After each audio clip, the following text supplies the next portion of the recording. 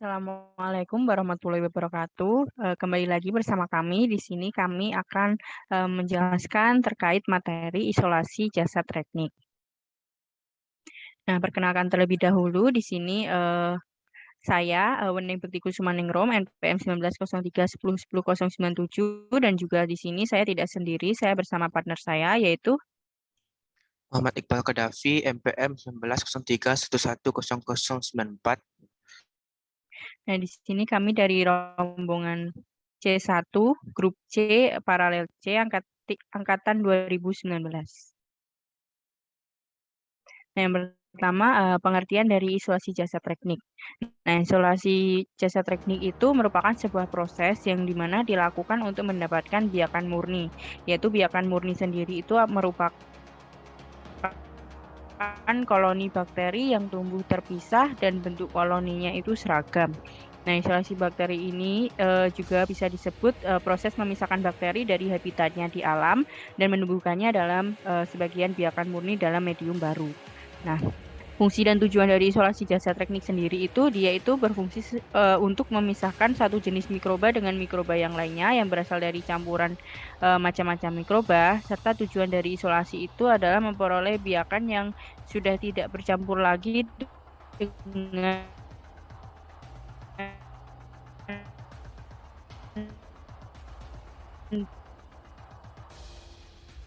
eh, jasa teknik yang lainnya yaitu bisa disebut biakan murni.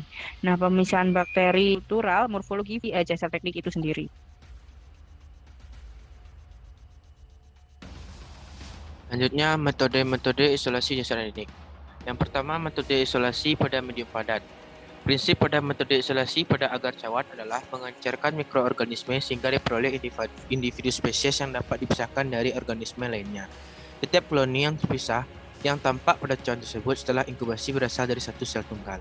Yang kedua, metode isolasi pada medium cair. Dilakukan bila mikroorganisme tidak dapat tumbuh pada agar cawan atau medium padat, tapi hanya dapat tumbuh pada kultur cair. Metode ini juga perlu dilakukan pengenceran dengan beberapa serial pengenceran. Semakin tinggi pengenceran, peluang untuk mendapatkan satu sel semakin besar. Terus yang ketiga ada isolasi sel tunggal.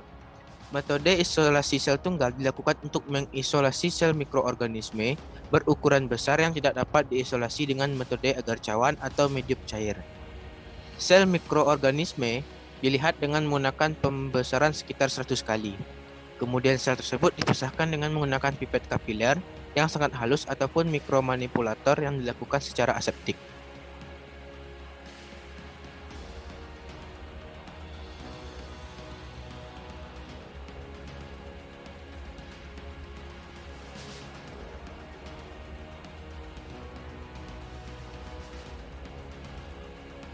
Terus yang keempat ada isolasi pada agar cawan. Prinsip pada metode isolasi pada agar cawan adalah mengencerkan mikroorganisme sehingga diperoleh individu spesies yang dapat dipisahkan dari organisme lainnya. Setiap koloni yang terpisah yang tampak pada cawan tersebut setelah inkubasi berasal dari satu sel tunggal. Terdapat beberapa cara dalam metode isolasi pada agar cawan, yaitu metode gores kuadran dan metode agar cawan tuang. Metode gores kuadran merupakan metode yang dilakukan dengan baik akan menghasilkan isolasi mikroorganisme di mana setiap koloni berasal dari satu sel. Terus ada metode agar tuang berbeda dengan metode gores kuadran. Cawan tuang menggunakan medium agar yang dicarikan dan didinginkan kemudian dicawankan. Pengenceran tetap perlu dilakukan sehingga pada cawan yang terakhir mengandung koloni-koloni yang terpisah di atas permukaan ataupun di dalam cawan.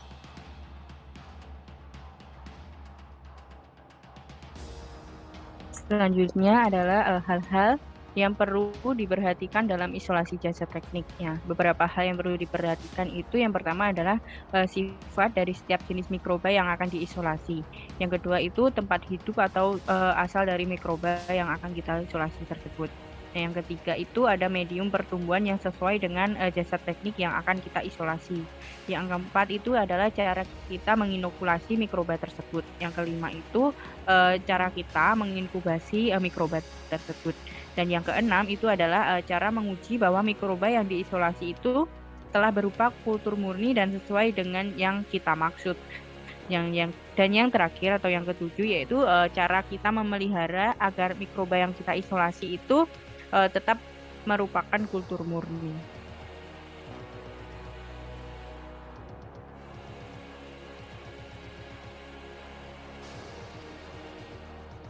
Selanjutnya, biakan murni.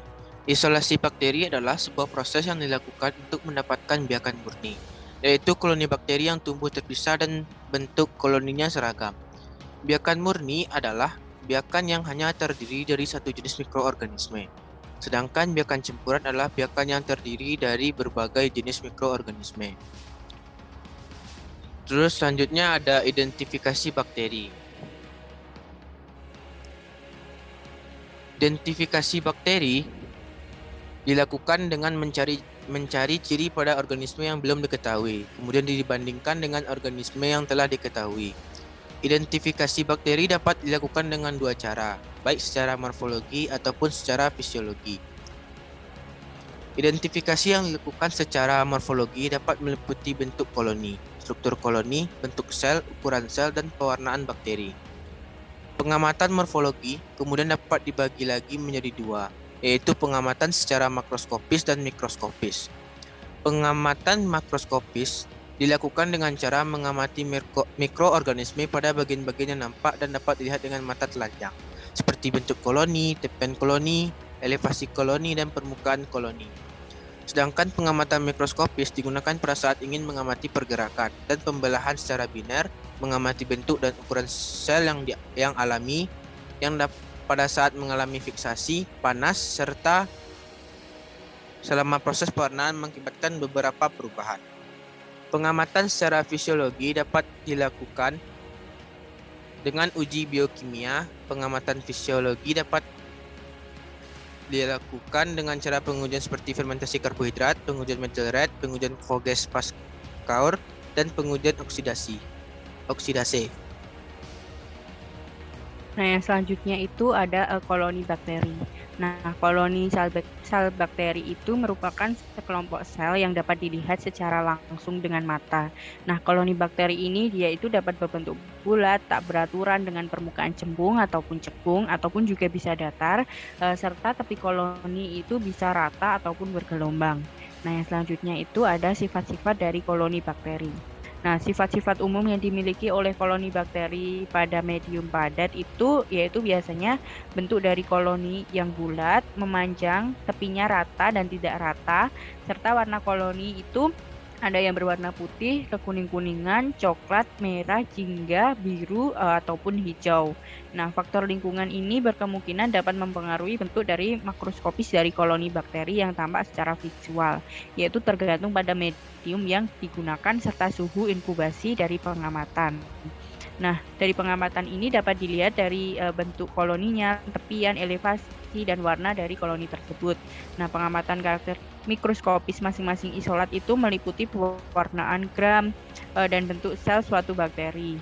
Nah, ternyata itu hasilnya itu pada keempat isolasi yang didapat itu pada gram positif pada isolat 2 dan 3 dan pada gram negatif pada isolat 1 dan 4.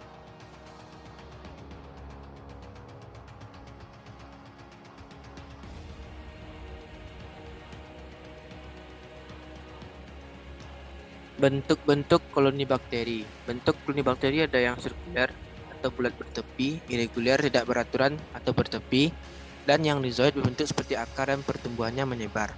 Sedangkan dilihat dari tepi atau pinggirannya, koloni bakteri yang ada memiliki tepi yang rata atau entire, tepi yang berlekuk, lobat, tepi yang bergelombang, undulate, tepi yang bergerigi, seret, dan tepi yang menyerupai benang atau filamentos.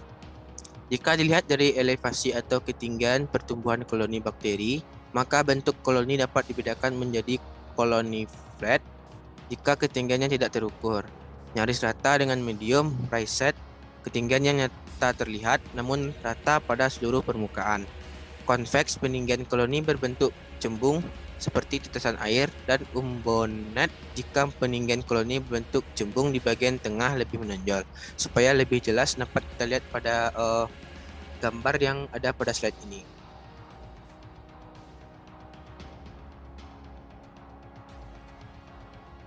Selanjutnya yaitu ada faktor-faktor yang mempengaruhi dari isolasi jasa teknik. Nah, yang pertama itu ada suhu. Nah, suhu itu merupakan faktor penting yang mempengaruhi dari pertumbuhan mikroba, pembelahan, serta kelangsungan hidup.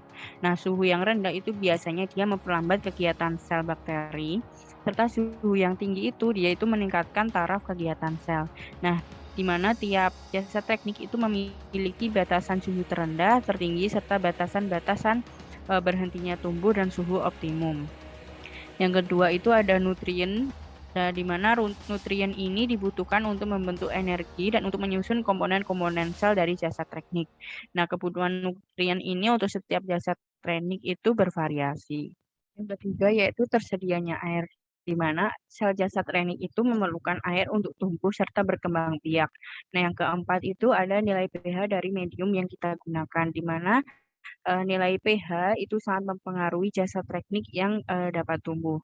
Di mana jasa teknik itu pada umumnya dapat tumbuh pada kisaran pH 3 sampai 6. Nah, di mana kebanyakan bakteri itu mempunyai pH optimum pertumbuhan 6,5 sampai 7,5 dan tidak dapat tumbuh baik pada pH di bawah 5 dan pH di atas 8,5, kecuali bakteri itu merupakan jenis bakteri asam asetat serta bakteri oksidasi sulfur. Nah, yang kelima itu tersedianya oksigen, di mana konsentrasi oksigen dalam eh, medium yang kita gunakan itu berpengaruh terhadap jenis jasa teknik yang akan tumbuh pada medium tersebut.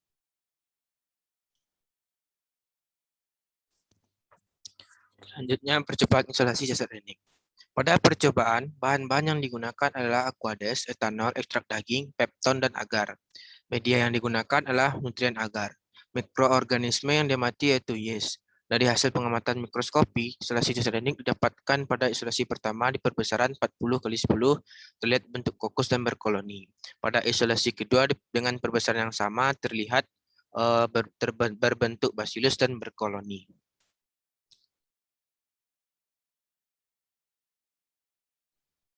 Sekian pemaparan yang bisa kami sampaikan, kurang lebihnya kami mohon maaf, dan juga jangan lupa like, komen, subscribe, serta share jika memang video ini bermanfaat untuk kalian.